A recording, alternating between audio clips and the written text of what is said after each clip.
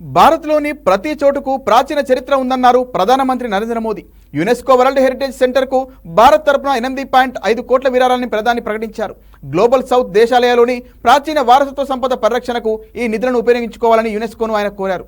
న్యూఢిల్లీలోని భారత్ మండపంలో world heritage committee 46వ సెషన్ను ప్రధాని మోదీ ప్రారంభించారు.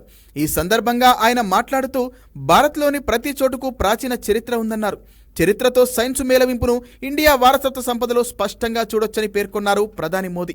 ఢిల్లీలోని కుతుబ్ మినార్ కాంప్లెక్స్లో ఉన్న ఐరన్ పిల్లర్ గత 2000 సంవత్సరాలుగా ఆరు బయటే ఉన్న తుప్పు పట్టకుండా సేఫ్గా ఉందని మోదీ గుర్తు చేశారు. దీన్ని బట్టి అప్పట్లోనే భారతీయులు లోహాల తయారీలో ఎలాంటి టెక్నాలజీని వాడేవాళ్ళో మనం అర్థం చేసుకోవచ్చన్నారు నరేంద్ర మోదీ. కంబోడియాలోని అంకోర్ వాట్ దేవాలయం, వియత్నాంలోని చామ్ దేవాలయాలు, మయన్మార్లోని బగాన్ స్తూపం పరిరక్షణ కోసం భారత్ ఇప్పటికే సహాయ సహకారాలు అందిస్తుందని ప్రధాని తెలిపారు. గత 10 ఏళ్లలో అయోధ్య రామ మందిరం, కాశీ విశ్వనాథ్ కారిడార్, పురాతన నలంద వర్సిటీకి ఆధునిక క్యాంపస్ను అందుబాటులోకి తెచ్చి ప్రాచీన వారసత్వ సంపదకు జీవం పోశామని చెప్పారు ప్రధాని మోదీ.